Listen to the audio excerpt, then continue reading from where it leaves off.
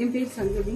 என்னோட கணவர் பேர் ரமேஷ். அவர் போன மாசம் ஒரு கூட்ட நெரிசல்ல விஜய் மீட்டிங்க்கு போய் இறந்துட்டாரு சார். அவர் இறந்ததுக்காக ஆறுதல் தெரிவிக்க சொல்லியிருந்தாங்க.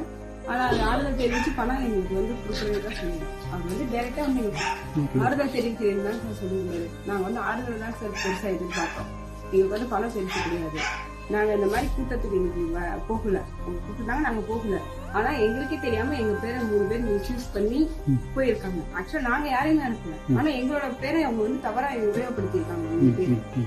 நாங்க ஆறுதலை தான் பெருசா எடுத்தோம். நாங்க ரொம்ப மன உளைச்சல் காலாக்கி இருக்காங்க சார் இன்னைக்கு. அதனால நாங்க ஆறுதல் தான் எனக்கு பெருசா எதிர்பார்க்கணும். இந்த பணத்தை எதிர்பார்க்கல. பணத்தினால எங்க கணவனோட உயிரை யாராவது திருப்பி கொடுக்க முடியாது. இப்ப நீ பணம் திருப்பி அனுப்பிச்சிங்களாமா? ஆமாங்க சார். இந்த மாதிரி தகவல் எனக்கு வந்துச்சு. என் பேரை மிஸ்யூஸ் பண்ணி போயிருக்காங்க. தகவல் தெரிஞ்சாலே நான் போய் பணத்தை ரிட்டர்ன் பண்ணிட்டு வந்துட்டேன். இன்னைக்கு அவர் நேர்ல வருவாருன்னு எதிர்பார்த்தா அவர் வரல.